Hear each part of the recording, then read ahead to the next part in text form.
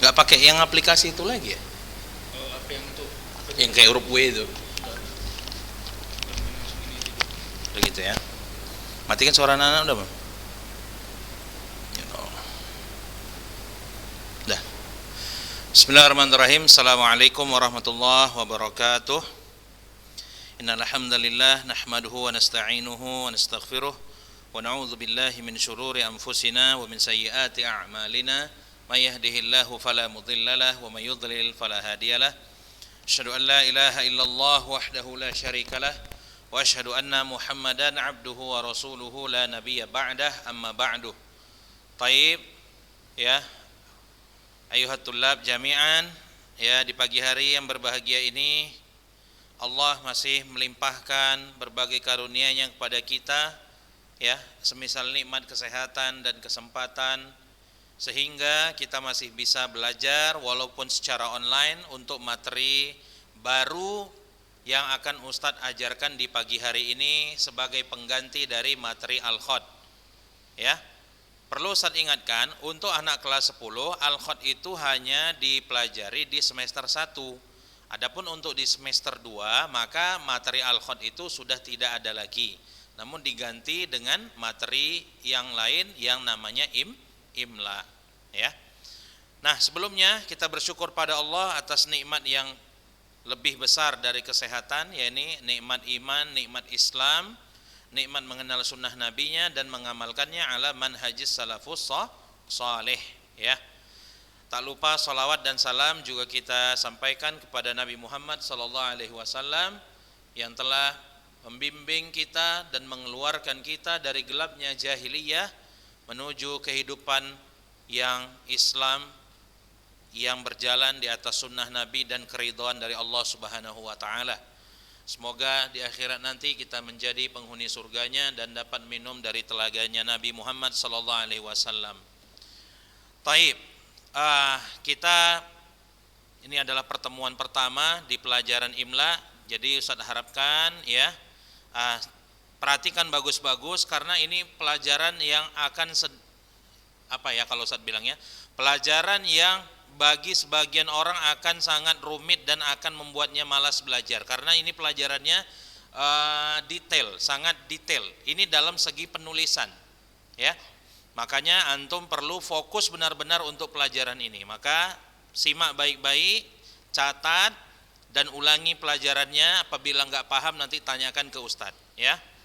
Taib, kita baca dulu judulnya, yakni Qawaidu fil Imla'i. Barisi kalau enggak tahu, Qawaidu fil Imla'i.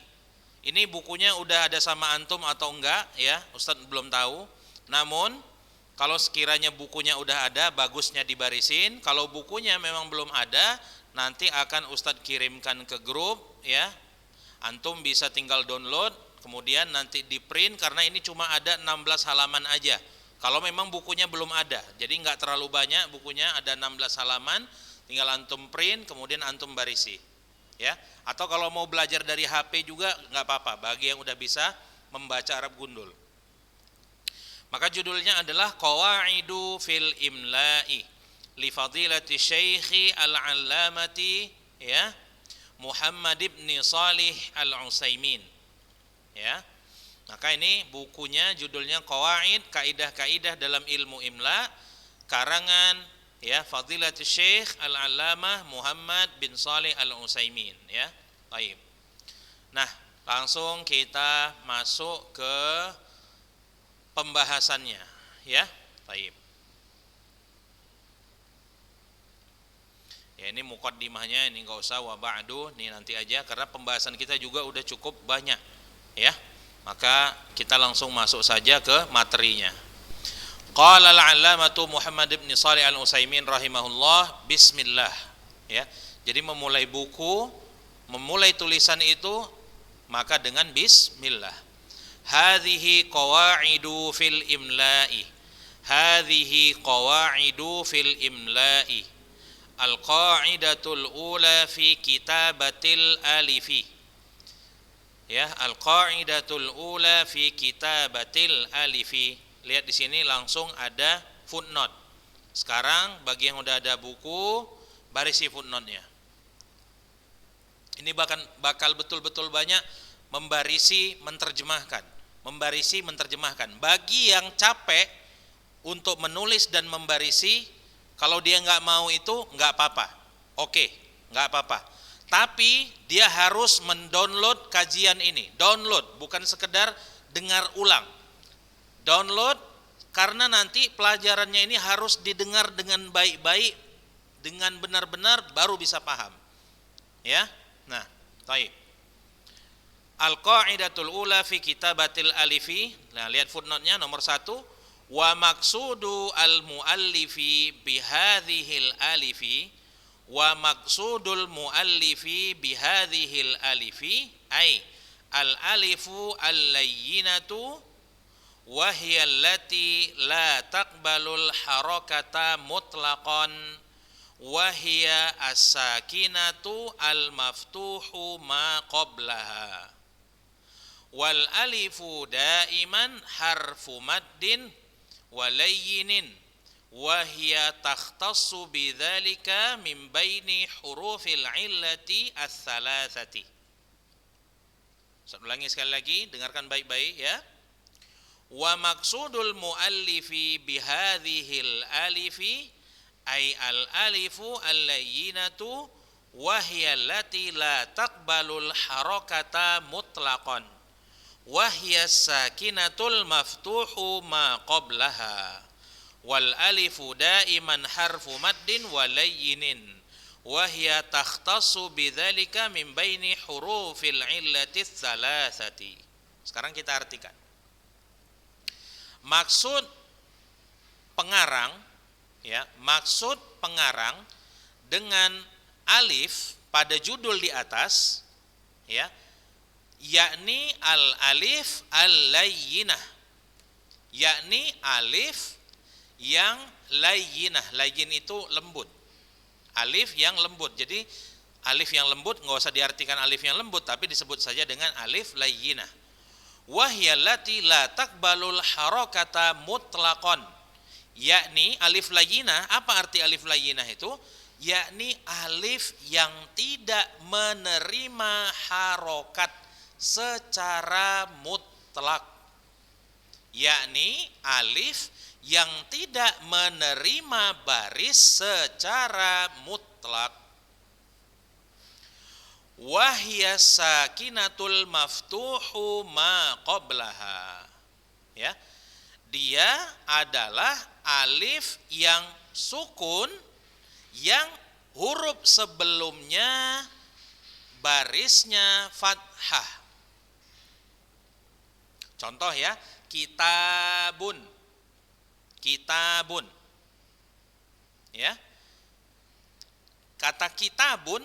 Antum perhatikan kata kitabun, alifnya ada baris atau enggak? Enggak ada. Sebelumnya barisnya fathah kan? Nah, inilah yang disebut dengan alif layyinah. Paham sampai di sini? Nah, alifnya itu perhatikan ya. Mungkin antum bingung, Ustaz, antum bilang barusan Ustaz, alifnya itu barisnya mati, barisnya sukun. Maksudnya di sini perhatikan, sakinah itu enggak berbaris. Itu maksudnya, udah. Maksud sakinahnya itu alif yang tidak menerima baris. Nanti pun misalnya ya, dalam apa ya kok dibilangnya, dalam ilmu nahu, alif itu nanti dikatakan mabniun ala sukun. Alif itu dikatakan mabniun ala sukun. Contoh misalnya, hadza, gimana cara mengi'rabkan hadza? Misalnya hadza baitun, gimana cara mengi'rabkannya? Hadza baitun. Perhatikan, hadza isim isyarah lil qarib. Hadza itu kata tunjuk enggak? Iya kan? Makanya bahasa Arabnya isim isyarah. Isim isyarah lil qarib ya. Maka kita setelah itu apa i'rabnya? Mabniun ala sukun. Kenapa mabni ala sukun dibilang? Karena huruf terakhir dari hadza adalah alif, dan alif kalau dia di i'rab maka dia dikatakan mabniun ala sukun, padahal alifnya itu enggak ada sukun di atasnya, benar kan? Cuma cara mengi'rab alif itu maka dia dibilang mabniun ala sukun, padahal sebenarnya alif itu benar-benar tidak menerima baris atau harokat secara mutlak. Paham sampai sini? Insyaallah paham ya? Taib. Maka dikatakan sini wahiya sakinatu al-maftuh ma qablaha. Ya, yakni alif yang sakinah yang maksudnya tak berbaris, yang huruf sebelumnya barisnya fathah. Jadi alif layyinah itu alif yang tidak menerima harokat secara mutlak, yang huruf sebelumnya barisnya fathah. Paham antum sampai sini? Nah, ini aja banyak makan waktu kan untuk baru menjelaskan satu definisi kan. Nah, ini pelajaran imla tuh kayak gini. Makanya kalau antum nanti nggak dengar dengan baik, ditambah juga antum nggak catat, antum jarang hadir di kelas online, maka insya Allah antum nggak akan paham. Makanya perlu benar-benar untuk belajar ini, ya. Ini sebagai pengingat aja agar antum serius dan benar-benar belajarnya. Lihat di sini. Wal alifu daiman harfu maddin walayyinin. Dan alif itu selamanya dia adalah huruf mad. Huruf mad itu yang menyebabkan bacaannya jadi panjang. Contoh kayak tadi kata kitabun. Karena ada alifnya kan bacanya jadi ta, kan panjang bunyi a-nya kan. Kitabun. Babun. Ya kan? Ah, jadi itu dia. Walayinin, layinin itu tadi enggak berbaris, enggak nerima baris, itu maksudnya. Wahya takhtassu bidzalika min baini hurufil illa ats-tsalatsah. Nah, tidak menerima baris ini, tidak menerima alif ini kan enggak menerima baris kan yang tadi Ustaz bilang kan? Alif yang tidak menerima baris ini, inilah yang menjadi ciri khas dari alif layyinah itu dari huruf illah yang lain. Huruf illah itu ada 3, alif, waw, dan ya. Waw dan ya ini dia menerima baris. Contoh waw itu, bisa kan dia jadi wu misalnya.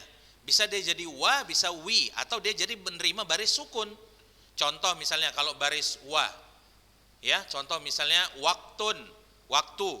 Kalau dia barisnya baris dhammah, misalnya wu'ida, wu'ida, barisnya dhammah. Kalau dia barisnya baris kasroh, misalnya wi'aun, barisnya kasroh kan? Atau misalnya dia baris sukun, wawnya, misalnya contoh misalnya ku anfusakum wa ahlikum naro, ku, di situ ada waw barisnya sukun.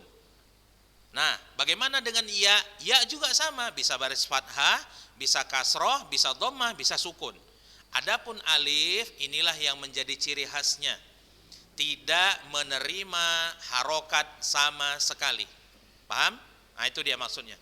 Ini baru judul kan, panjang udah pembicaraannya kan. Nah, itu makanya antum kalau nggak fokus sulit. Baru judul kita bicara di sini, baru judul, belum kita masuk ke pembahasan yang selanjutnya. Nah, sekarang kita balik ke judul besar dan pembahasannya. Barulah kita masuk di sini. Lil alifi maudhi'ani. Alif di sini maksudnya alif layyinah tadi yang tidak menerima baris ya. Nah, jadi jangan antum salah paham lagi. Alif layyinah memiliki 2 posisi. Nah, ahaduhuma, tempat yang pertama, antakuna fi wasatil kalimah. Antakuna fi wasatil kalimah. Letak pertama bagi alif layyinah itu adalah ketika dia berada di tengah kata. Ketika berada di tengah kata. Fatuktabu bi suratil alif bi kulli hal. Nah, alif yang seperti ini ya, alif layyinah ketika dia berada di tengah kata, tuktabu bi suratil alif bi kulli hal. Maka alifnya ditulis dengan bentuk alif bi kulli hal, dalam semua keadaan. Nah, kenapa perlu ditulis di sini fatuk tabu bi suratil alif? Maka alif layyinah ketika dia berada di tengah kata, dia akan selalu ditulis dengan bentuk alif. Kenapa harus disebutkan kalimat itu? Karena alif itu ada 2. Nanti ada aliful layyinah, ada aliful maksurah. Alif maksurah itu alif yang bentuknya kayak huruf ya tapi enggak ada titik. Paham di sini? Perbedaan antara aliful layyinah dan aliful maksurah. Paham ya? Nah, jadi alif tegak itu namanya aliful layyinah. Alif yang kayak huruf ya enggak ada titiknya namanya aliful maksurah. Paham? Nah, fatuktabu bi suratil alifi bi kulli hal. Mislu, contohnya dalam semua keadaan. Ketika alif itu berada di tengah kata, maka alifnya ditulis dengan alif layyinah dalam semua keadaan. Contohnya adalah qala dan ba'a. Lihat di sini ada footnote nomor 2. Turun lagi kita ke footnote. Perhatikan. Makanya ini pelajarannya detail, maka antum harus paham. Perhatikan. Baik, kita lihat yang nomor 2. Sawa'un akana tawassutuha bil asalati mithlu qala qama sama nama au kana tawassutu ardan mithlu fatahu laila lailaya yakhshahu yardahu. Ini tengok ya. Nah, sawa'un akana tawassutuha bil asalah. Baik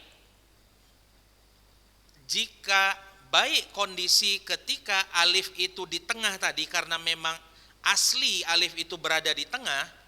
Nah kan sulit bahasanya kan? Perhatikan sekali lagi ya. Alif yang di tengah tadi itu ya ditulis dengan bentuk alif, baik dia karena alifnya itu asli berarti kalau asli memang dari sononya bentuknya alif tegak. Ya, seperti qala, qoma, soma dan nama. Itu asli alifnya. Au kana tawassutu ardon, atau alif yang di tengah itu ya dia itu berubah.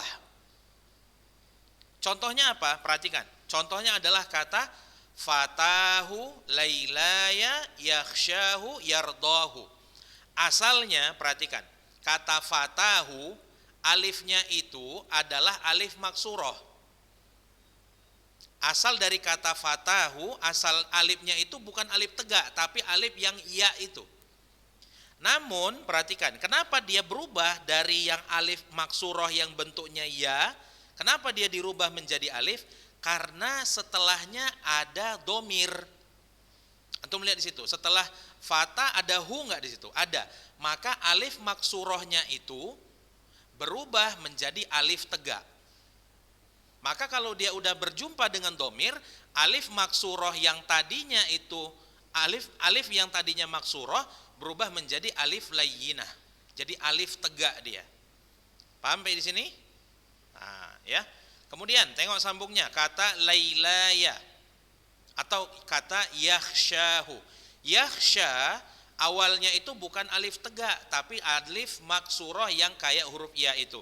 Namun karena bertemu dengan domir setelahnya, berubahlah alifnya menjadi alif layyinah atau alif tegak, sama dengan yardohu.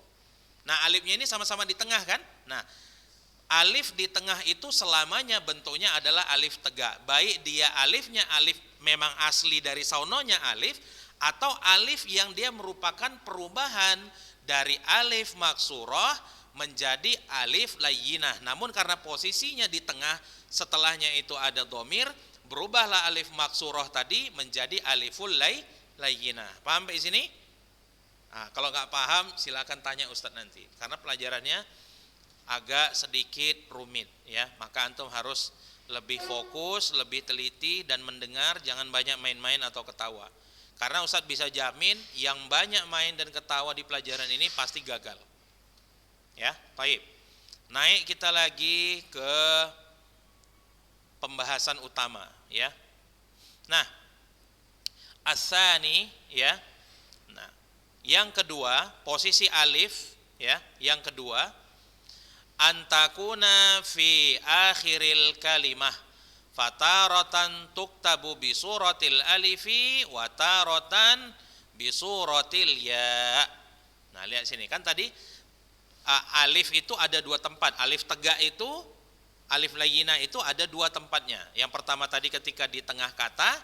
Nah yang kedua antakuna fi akhiril kalimah, ketika alif tersebut berada di akhir kata.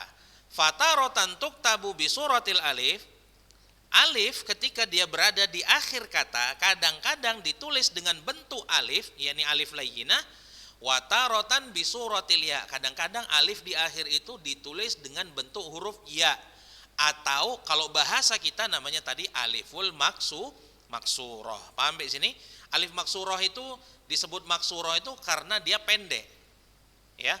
Nah, terkadang bisa juga disebut dengan al-ya, hanya saja nggak ada titiknya. Jadi penyebutannya itu boleh disebut bentuknya ya atau boleh disebut dengan namanya aliful maksurah. Nah, lihat di sini ada footnote nomor 3. Ini buku banyak kali footnote-nya, makanya footnote-nya ini penting, maka harus diterjemahkan juga. Maka antum lihat sini. Ya. Wastalaha ahlul lughati ala tasmiyatil maktubah bi suratil alif mamdudah. Ya. Dan para pakar bahasa, tulis dulu ya, barisi dulu. Wastalaha ahlul lughati ala tasmiyatil maktubati bi suratil alifal mamdudati wa tasmiyatul maktubati bi suratil ya'i aliful maksurati. Wa tusamma ya'an inda ahli rasmi wal khatti. Nah, sekarang kita artikan, ya. Dan para ahli bahasa, ya, memberi istilah bagi huruf alif yang ditulis dengan bentuk alif tegak. Jadi alif tegak itu menurut pakar bahasa, ya, mereka menyebut alif tegak itu namanya dengan aliful mamdudah. Aliful mamdudah. Jadi alif tegak itu namanya bisa disebut dengan aliful mamdudah atau bisa juga disebut dengan aliful layyinah. Alif tegak jadi namanya ada dua. Yang pertama aliful layyinah, yang pertama kita bahas tadi, atau namanya aliful mamdudah. Nah, ya. Wa tasmiyatul maktubati bi suratil ya, dan penyebutan bagi huruf alif yang ditulis dengan bentuk huruf ya menurut ahli bahasa mereka menyebutnya dengan nama al-alif al-maksurah. Alif maksurah. Wa tusamma ya'an, dan alif yang bentuk ya tadi disebut huruf ya, ya, inda ahli rasmi wal khatti. Ya. Alif maksurah tadi disebut ya oleh ahli tulis dan ahli khat. Jadi hanya beda penyebutan tapi bendanya sama. Ya, yang bentuknya kayak ya cuma nggak ada titik. Intinya nggak ada titiknya. Karena kalau ada titiknya memang udah ya betulan dia. Paham antum? Nah, jadi alif tegak itu nih ingat ya. Alif tegak itu sebutannya alif layyinah atau alif mamdudah. Sedangkan alif yang bentuknya ya itu disebut dengan aliful maksurah menurut pakar bahasa, atau disebut dengan ya menurut para ahli tulis atau ahli khat. Paham sampai di sini ya? Nah dari tadi Ustaz nggak berhenti kan ngomongkan dari tadi, karena memang pelajarannya ini pelajaran yang banyak sekali definisi yang akan diajarkan, ya. Nah baru setengah jam aja Ustaz capek menyampaikan, dan mungkin juga antum capek atau lelah mendengarkannya. Namun karena ini pelajaran yang wajib Ustaz sampaikan, maka Ustaz ajarkan ya, insya Allah. Antum harus juga siap untuk mendengarkan dan mencatat, karena itulah namanya proses belajar mengajar ya. Thayyib. Nah kalau ada pertanyaan Ustaz belum bisa jawab di sini sekarang ya, nanti antum tanya melalui WA, insya Allah Ustaz jawab ya. Thayyib. Sekarang kita masuk awalan ya. Kalau nggak selesai ini kita coba selesaikan hari ini sampai satu halaman aja ya, di halaman 4 ini aja insya Allah kita selesaikan ya, satu halaman nih. Awalan fatuk tabu bi suratil alif. Ini tadi masih di bahasan ketika alif berada di akhir kata. Alif ketika di akhir kata kadang-kadang ditulis dengan bentuk alif tegak atau kadang-kadang ditulis dengan bentuk huruf ya atau alif maksurah. Nah sekarang ini awalan fatuk tabu bi suratil alif fi khamsati mawadi. Terkadang alif itu ditulis dengan bentuk alif tegak pada 5 posisi. Ini maksud 5 posisi ini maksudnya ketika dia berada di akhir kata. Karena kalau dia berada di tengah kata, selamanya dia akan ditulis dalam bentuk alif tegak. Adapun kalau untuk di akhir kata, kan ada tadi bentuknya bisa kadang-kadang alif tegak atau bisa alif yang bentuknya huruf ya. Nah, yang di akhir kata ini kadang-kadang ditulis dengan alif tegak pada 5 tempat. Sampai di sini bisa dipahami ya? Thayyib. Kita lihat di sini. Antakunal kalimatu harfan.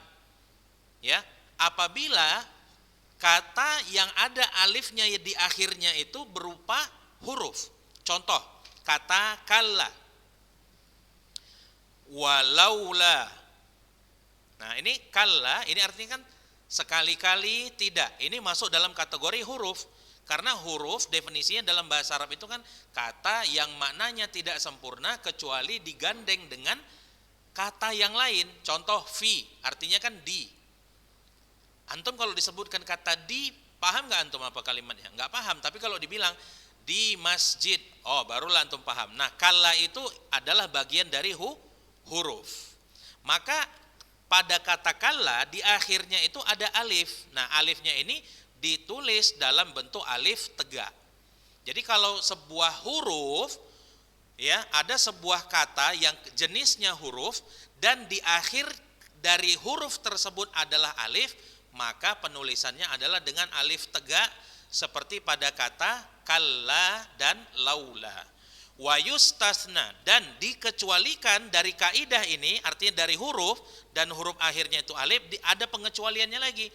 Wa yustasna min dzalika bala. Nah, kata bala ini perhatikan, simak baik-baik. Bala, ila, ala, wa hatta ini masuk dalam kategori isim atau afwan. Masuk dalam kategori huruf yang huruf akhirnya adalah alif tapi tidak ditulis dengan alif yang tegak atau alif mamdudah, tapi ditulis dengan alif maksurah yang bentuknya kayak ya, padahal dia masuk dalam kategori huruf. Bala, ila, ala, hatta, ma, lam tasil, lam tattasil bima. Selama huruf-huruf yang dikecualikan ini tadi, bala, ila, ala, hatta, tidak bersambung dengan ma istifhamiyah.